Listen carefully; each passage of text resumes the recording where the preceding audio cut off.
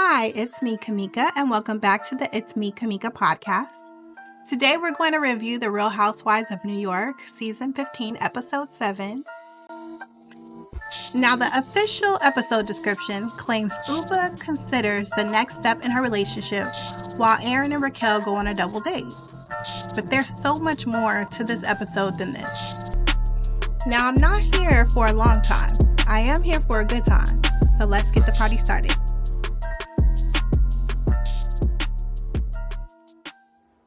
This episode starts off with the ladies at a dodgeball facility. There's a rumored pregnancy and orgies. In walks Rebecca, and that's where the scene stops and the episode starts. But as soon as boring Rebecca walked in, I knew that this wasn't going to be a juicy rumor after all. She's not going to allow herself and all her boringness to be involved in anything juicy or scandalous. Rebecca is a renowned fashion designer, so I don't think she is going to wait till the year of 2024 to sabotage her decades of hard work. But you know what? You really don't associate Scientology with orgies as well. But you know what? You never know, because those who are in Scientology tend to be very quiet, like mum's the word. So we don't know what goes on in Scientology. We just don't. I think that's the issue that we all have with Scientology. There is a huge question mark. Who, what, when, where, how, and why. The scene transitions to Rebecca and Erin having lunch. And finally, Rebecca says more than 4 words. They tell the waiter that they're going to share pasta. And you know what? I don't know why that kind of tripped me out. If you're not anyone that I know, like really, I have never gone to a restaurant and shared an entree with any of my friends. But we just don't go to share an entree. I'm taking my food to go for a little bit later. And Erin has become extremely messy. She's told Rebecca that Brynn had a shady comment about her attending an award ceremony and likened her brand to Nordstrom Rack. Now, if you don't know what Nordstrom Rack is, basically it's the discounted merchandise from Nordstrom. So stuff that maybe didn't sell, but are still name brand, but just at reduced prices. But why did Erin feel the need to tell her that? That is so hurtful. Imagine you being in this industry for so many decades, have so many accolades, and put in such hard work and dedication for someone to come and reduce you to Nordstrom Rack. But I liked Rebecca's comeback because she was like, I don't care if she likes me. What has she done? And who is she? And that would have been my response. Who are you? And what have you sold? What does Brynn do? She has these people under her. She works in tech. But what position do you hold? We have yet to hear about the position and what it is and how much it pays. I always get to thinking when it comes to Brynn, and I wonder if her ex-boyfriend has anything to do with her new position. Just a thought. Did she tell us she partnered with him? Erin asks Rebecca about being both Jewish and a Scientologist. And Rebecca describes Scientology as a spiritual experience as opposed to a religion, and kind of compares it to Soul Cycle, which was interesting. To each his own. I don't get into the Scientology talk, to be honest. I don't know enough about it, but like I said, who knows about Scientology? And that is the scary thing about it, is that not many know anything about it, and that seems a little cult-like. Just being honest. It just seems like Scientologists hide a lot. And when you hide stuff, it can't be trusted. So as they're in conversation, they're flashing back to Rebecca's confessional. In her confessional, she encourages others out there to read up on it, research on it, educate themselves on Scientology. And Erin says, so we shouldn't read Going Clear. I had never heard of Going Clear, so I looked it up. It says that it's a book called Going Clear: Scientology, Hollywood, and the Prison of Belief by Lawrence Wright. It's a deep investigative exploration into the history, practices, and controversies surrounding the Church of Scientology. So, my guess is that it didn't cover it in a positive light. Of course, Rebecca's going to say, do not read that. Whenever you're in a religion or spiritual experience, most ask their members to bear witness or try to recruit. Basically, that's what it is. Telling people about God, telling people about the church, telling people about their experience.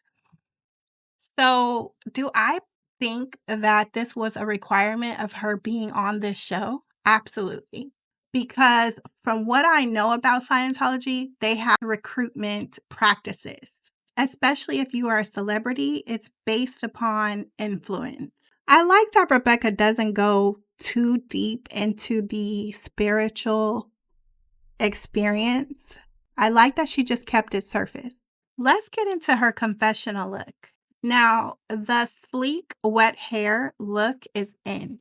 Up until now, I've only seen it in blonde, but she's given it to us in black. And like always, I like it. I wish I could do it. I could never pull it off.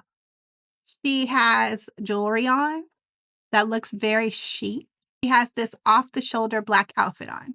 She looks nice. However, comma, she has a minimalism Scientology look to her. Don't come for me. This is what I mean by that. In many religions and spiritual experiences, they are huge on minimalism, nothing over the top, very simple. That is what her makeup is giving. That is what her look is giving. Very natural. But she looks good. She doesn't look her best, but that is what I took from this confessional look. Let me tell you, I'm not a Rebecca Minkoff fan, so I don't go look up all her pictures. I don't follow her on Instagram or any other platform. I know her name, and that speaks volumes. Maybe this is just her look, but how long has she been a part of Scientology? Others that I know or heard of that was in that practice were very bare in the face. I'm serious. They barely wore makeup. I'm just saying that's just an observation. I could be wrong. I could be totally off, but that's what I took from this. The scene transitions to Uba shopping for her boyfriend's house. Uba is in love, okay? Uba has decided to move or transition over to her boyfriend's house. She doesn't want to leave New York, she says, but listen, you're moving if you're decorating. Soon as he lets you decorate his house, you're good as gold. And she's saying how boring his house is. It's kind of neutral. She wants to wake it up a little with a little color. Now, Uba, if it was me, I would take one of my paintings, put it up, and I would go with that color scheme. But she decides on 3 vases that are cute because they do have color and they do have gold and kind of go with that neutral vibe. I would have threw a cream rug down with those little black lines that are trendy. Okay, put some red roses in one of them paintings with the red roses that she had, absolutely beautiful, and called it a day. But Uba's giving us this confessional look, so let's get into it. She has this blonde bob, and it's definitely giving housewife, but I feel like she wanted it to give more fashionista. Do we still say fashionista? But that's what I feel like she was going for because she has this cutout dress on that's, sexy and it's pink and it goes good with her skin color, but there's no cohesiveness. with this look. The good thing is, Uba is absolutely stunning. So she can pull off anything. Remember, we've been seeing her with scarves. I think even in this scene, she has a scarf on her head. We'll talk about that later. This is not the best look for Uba. This is not her best confessional look. And I'm trying to think, is it the blonde? It may be the blonde. The bob that she gave, it has a certain curl to it that I'm just not in agreement with. She opens up to her friend about her cycle issues and how they're bothering her so badly to where sometimes she thinks she's going to faint. And I like when the girls highlight health issues, especially when it comes to women's reproductive issues, which we know we need to discuss. It's important because oftentimes women suffer silently. They think they're the only ones going through something. So it's good to highlight health issues because it encourages others to do what they need to do to become the healthiest versions of themselves. She also talks about wanting to have a baby. Baby, that's when you know you in love. When you start thinking about babies, it's a wrap. He might as well have put that ring on the finger. Are they engaged? Either way, Uba's thinking about babies, and that's why she's so concerned about why her menstrual cycle is so heavy and painful. And you know what? When it comes to planning babies, as we see with Jessel, this is a topic that resonates with all of us. Uba sat down in the store to talk more about her issues, and I really got to see the outfit that she had on. She had on some black thigh-high boots with what looks like a white mini sundress with a yellow blazer and a scarf. This outfit is giving disarray. As we get older, our clothes are statement pieces. When we were younger, we could throw anything on, even if it didn't make sense, and it would be called fashion. But as we get older, the clothes that we wear, they make a statement. This is giving disarray. And honestly, Uba, you're too stunning to let your clothes look so confused. Now we have Sai and her daughter, and they are headed to meet Rebecca. The Rebecca Minkoff. They are headed to, we get more Rebecca in this episode. Wow. You know, this is after not hearing more than 2 words from Rebecca in previous episodes. But Rebecca has invited Sai and her daughter to view a collection for the movie Wicked. Sai's daughter is so cute, and her daughter carries herself with such grace, which is adorable. Sai gives us this confessional look, and you know I love a good confessional look.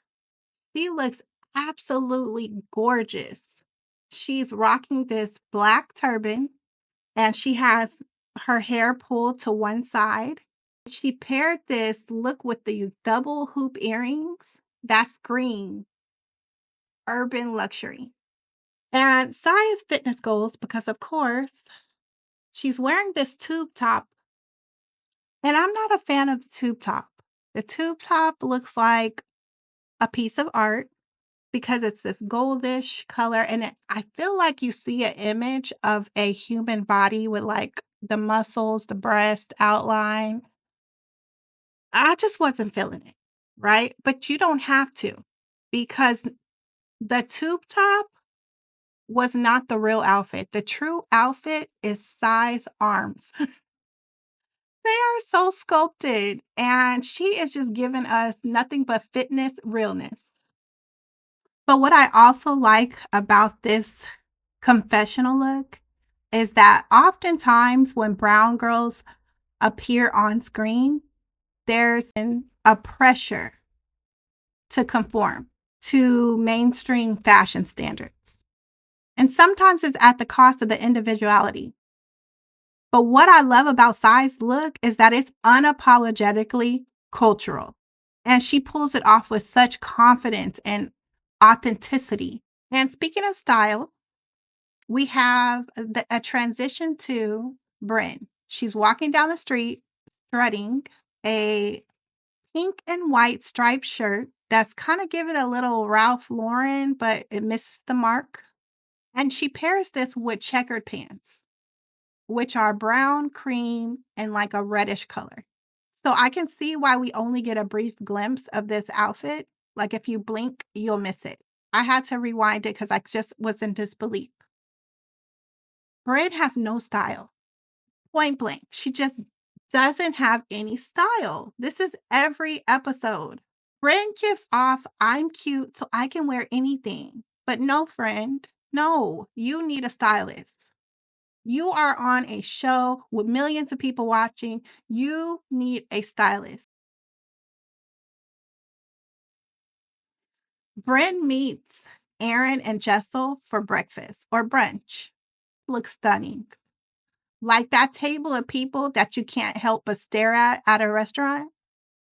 This is what the ladies are giving. They do a flashback of Uba calling Jessel a basic bitch the night of Erin's liquor launch. And Brynn decides to stir the pot a little by twisting what Jenna said in conversation, tells Jessel that Jenna said that she was a basic bitch. Even though they flash back to the conversation that she and Jenna had, and Jenna said that she was not a basic bitch and that was funny that Uba would say that. But I noticed the manipulation here. After Jenna says that she's not a basic bitch, Brynn tries to redefine what a basic bitch is. And at that point, Jenna says, well, I'll have to think on that. But that's not what Brynn goes to tell Jessel. So here's my question. Did Brynn sign up to be the bone carrier this season? Because if she did, she is doing a great job of making people not like her. And the bone carrier is the villain. And she is giving villain realness. Brynn has been twisting the truth all season. And it's just not a good look. And you know I love a good confessional look. So in between these scenes, Brynn is giving her commentary. And the girl is wearing a white bow. I'm not even going to go into anything else. I'm just going to leave it at that. A white bow in her hair. So Erin drops some tea and insinuates or just says Rebecca is pregnant from a wild night out. And we get the reactions, and we get two different reactions here. Jessel is just mind blown. Brynn is absolutely living for the gossip and is completely unbothered. Jessel is struggling to find words because she has so many questions. In this next scene, we get Raquel and her girlfriend meeting up with Erin and her husband. And we get a confessional from none other than Raquel's girlfriend. I love it. And we're getting a confessional from Abe. This is different, but I like it. Now, Raquel told us that her girlfriend is smart. And I can tell by the way that she speaks. She's well-spoken, extremely intelligent, and will never dumb herself down for a reality show. So Abe's dropping a surprise confession to us. He admits that back in college, he was tempted to kiss a guy. That takes a lot of courage to be that open, especially on camera with millions of people watching. But here we are with Abe being vulnerable. And I can't say this enough. That is extremely refreshing. I could get into a whole discussion about how this and what this means in terms of masculinity and being comfortable with who you are. But honestly, I think him choosing to share this moment with us on national TV, it speaks volumes. And sometimes just being open is enough said. In the next scene, we get Jessel and her mom out shopping with Pavitt's credit card. That's a good man, Savannah. They racked up about 3 grand worth of jewelry. But as they were shopping, Jessel tells her mom that she thinks she's found the perfect therapist. And her mom tells her that she is the one that needs therapy. She doesn't necessarily say Pavitt doesn't, but culturally, moms tend to hold the daughters more accountable than they do sons. And even though Pavitt is not her mom's son, it is her son in law. They really uphold the sons on a whole different level than they do their daughters. So this is, to me, typical. But also during the chat, Jessel fills her mom in on the pregnancy rumors with Rebecca. But her mom keeps her thoughts to herself. She stays composed and basically told her daughter, girl, don't get into that. Don't get involved. Keep quiet. That's not any of your business, basically. So we finally circle back to the dodgeball scene, the one that kicked off the episode. And of course, everyone is speaking on this rumor. They're all huddled together. They're all blown away. Sai is completely shocked. She tells the girls to tell Jenna when Jenna comes. Brynn has put her spin on it, saying she has reached out to a friend. The friend has confirmed that they are like this. Jessel asks Brynn, is this a Scientology thing? Then we have Jessel telling Brynn that she's curious and would like to go to one orgy just to look and see and observe. So this rumor has everyone exploring all of a sudden. And then Rebecca walks in. And it is so awkward because every last one of these ladies have been talking about her and what they think is her business. And they're making kind of, little comments here or there, like, are you breastfeeding? They're trying to figure it out. They want her to say it. And they play dodgeball, but that wasn't really exciting. Prior to dodgeball, they give their game faces, and Brynn spits at the camera. Oh my God. That is so unbecoming, so gross, made me want to throw up. Like, Uba, that was so gross. Like, whose idea? It had to be hers. And why would the producer? No way. Brynn, Brynn. I don't know what to say. I'm at a loss for words. I'm Jessel at this point. But let's always go back to fashion. There's always a fashion moment to be discussed. Upon further investigation, Sai's outfit that I discussed earlier, that was everything, I've realized that is her imprint that you can see through the tube top. Okay, that's sexy. I see what you're doing. I see where we're going with this. So that tops the outfit. It is her outline that is showing. But speaking of fashion, we have Uba. Uba arrives in some black boots with rhinestones, black tights, a dark brown dress, long, and a gray blazer. But she's so beautiful. But the outfit is just horrible. Again, it's thrown together almost as if life for her at the moment is in disarray. Uba, are you going through something at this time? And what is it? Because you're supposed to be in love. These are the best days of your life when you feel like you found the one, but your clothes tell another story. Unless you have found the one and don't care about impressing anyone else. Now, that could be the story. I found the one, and now I don't care about an outfit. I don't care about impressing anyone. I'm just going to throw some shit on and call it a day.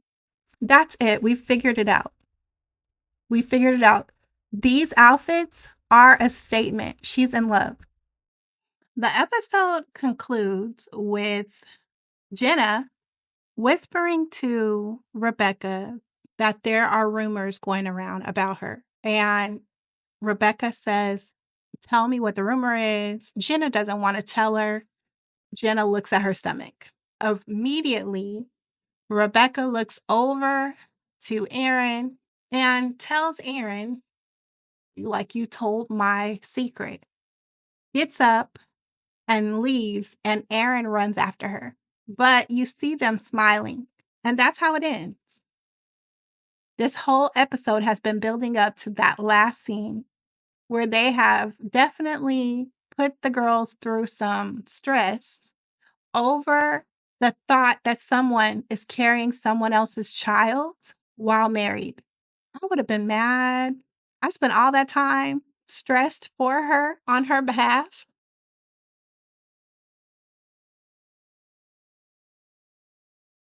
All right, y'all. That's a wrap on The Real Housewives of New York, Season 15, Episode 7. This episode was all about the games people play, whether it was dodgeball on the court or the games that they played behind each other's backs.